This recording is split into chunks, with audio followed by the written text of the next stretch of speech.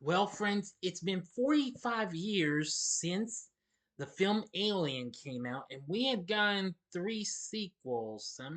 Most of them have been hits or misses. But for now, let's talk about a film that kind of actually started out as a prequel to the classic itself. Well, it kind of factually is.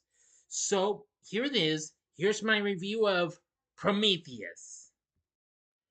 Big D's Entertainment Rankings and Reviews.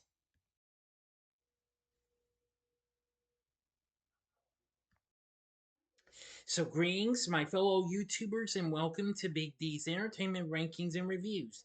My name is Doyle, better known to you as the Big D, and this time around I bring to you a review of the 2012 sci fi horror flick Prometheus, released by Fox and directed by Ridley Scott, written by John Spites. I'm sorry if I mispronounced it, and Damon Lindelof. This is the the fifth installment of the Alien franchise, well, film series, and features an ensemble cast that includes Noomi Rapace, Michael Fassbender, Guy Pearce, Idris Elba, Logan Marshall Green, and Charlize Theron. The film is set in the late 21st century and centers on the crew of the spaceship Prometheus, as it follows a star map discovered among the artifacts of several ancient Earth cultures, seeking the origins of humanity. The crew arrives on a distant world and discovers a threat that could cause the extinction of the human species. This film was released on June 8th, 2012, after it had premiered a week prior in the UK and just a day before, well, at the film festival. Anyway, now apparently this kind of say that this was to be a prequel to Alien, but however, for they for after all that, the script had been rewritten in 2010. Well, they had developed a story that precedes the story of Alien, but is not directly connected to the original series. According to Ridley Scott, although the film shares strands of Alien's DNA and takes place in the same universe, this film explores its own mythology and ideas. And eventually, it became a big success. Let's get into the story. As a spacecraft departs a planet, a tall humanoid alien drinks a black liquid, causing its body to dissolve. It remains crumble into a waterfall, and the alien's DNA falls apart and starts to recombine. In 2089, archaeologists Elizabeth Shaw and Charlie Holloway discover a star map in Scotland that matches others from several unconnected ancient cultures. They interpret this as an invitation from humanity's forerunners, the engineers. Pierre Wayland, the elderly CEO of Wayland Corporation, funds an expedition aboard the scientific vessel Prometheus to follow the map to the distant moon LV 223. The ship's crew travels in suspended animation while the android David monitors their voyage. The Prometheus lands on the barren mountainous surface near a large artificial structure, which the team explores. Inside, they find stone cylinders, a monolithic statue of a humanoid head, and the decapitated corpse of a large alien thought to be an engineer. Shaw recovers its head, and the crew finds other bodies, leading them to surmise that the species is extinct. Crew members Milburn and Fifield grow uncomfortable with the discoveries and attempt to return to Prometheus but get lost in the structure. The expedition is cut short when a storm forces the crew to return to the ship. David secretly takes the cylinder vase with him, while most of the ooze is a black liquid. Excuse me. In the ship's lab, the engineer's DNA is found to match that of humans. David investigates the contents of the cylinder. He intentionally taints a drink with a minute sample and proposes a toast to the unsuspecting Holloway who drinks it, having stated he would do anything for answers. Shortly after Sean Hall and Hallway have SCX. Inside the structure, a snake-like creature kills Milburn and sprays a corrosive fluid that melts Fifield's helmet. Fifield falls face first into a puddle. When the crew returns, they find Milburn's corpse. David separately discovers a control room containing a surviving engineer in stasis and a holographic star map highlighting coordinates to Earth. Meanwhile, Holloway sickens rapidly. He is rushed back to Prometheus, but mission director Meredith Vickers refuses to let him aboard. As urging, she burns him to death with a flamethrower. Later, a medical scan reveals that Shaw, despite being previously infertile, is now in advanced pregnancy. Fearing the worst, she uses an automated surgery table to extract a squid like creature from her abdomen. Shaw then discovers that Wayland, Vickers' father, has been in stasis aboard Prometheus. He explains that he wants to ask the engineers how not to die from old age. Now, I'm going to go to the final act in the ending. So, you have 5 seconds to stop this video, like always. Go to the description box below and fast forward to the time below as I start to count down now. If you've seen this movie already, please continue. Okay, you've been warned. A monstrous mutated Fifield returns to the Prometheus and attacks, killing several crewmen before being killed by the captain of Prometheus, Janek.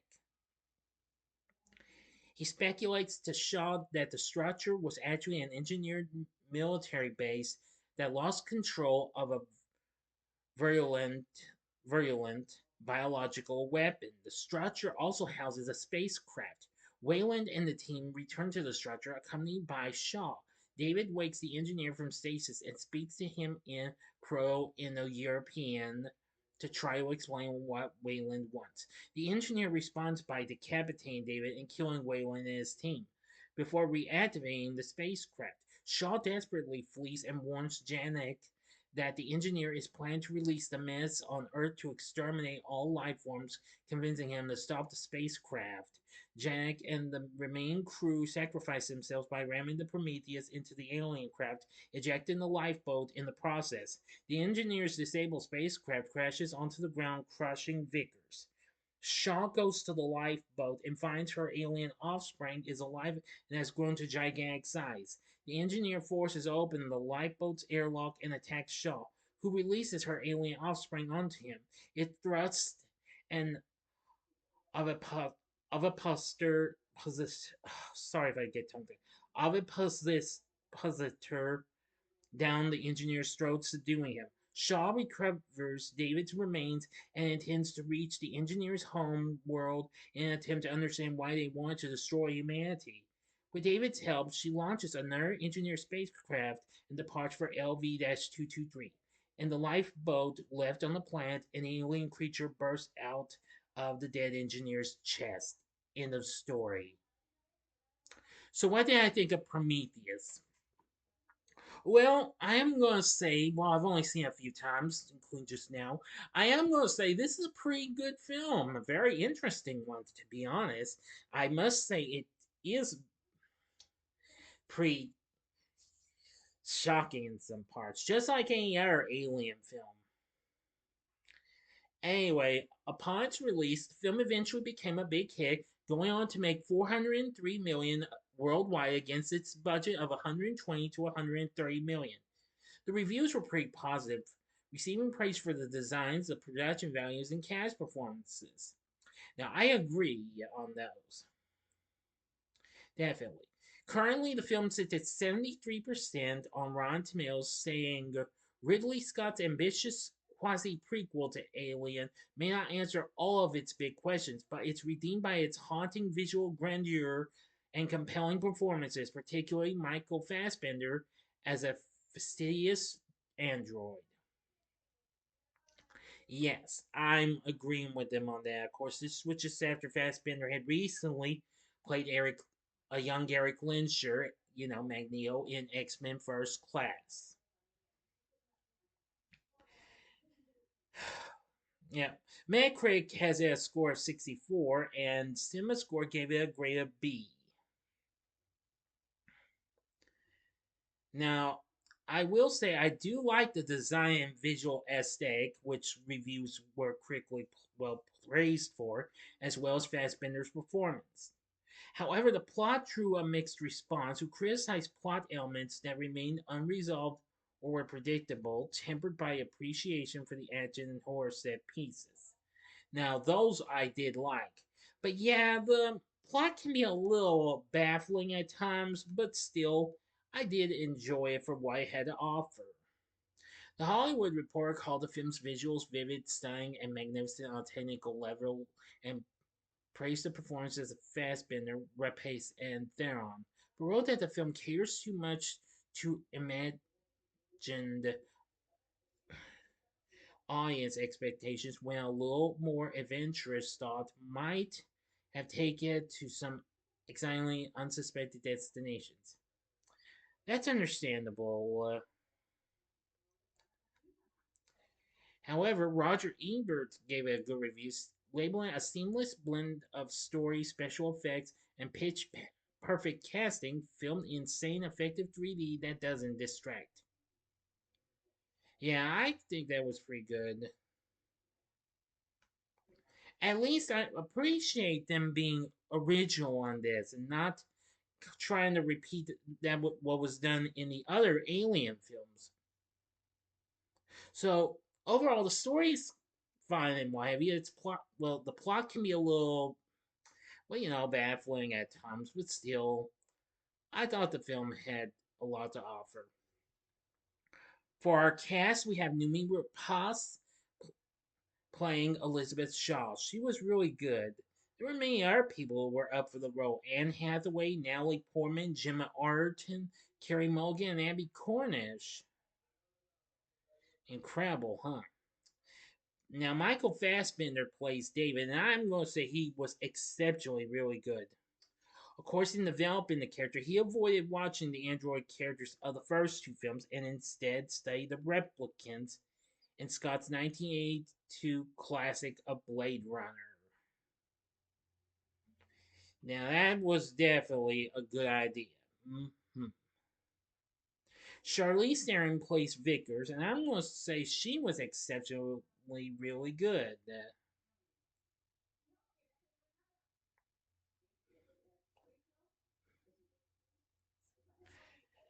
Michelle Yeoh and Angelina Jolie were also considered for the role, but Theron plays the film perfectly. It was intended that she would portray Shaw, but prior commitment to Mad Max Fury Road would prevented her from that. But when that film was delayed, of course, she was able to rejoin the film. Idris Elba played Janet, and I must say he's exceptionally really good. Of course, after seeing him in other films before this, including Obsessed and Thor, I'm going to say he's not too bad in this.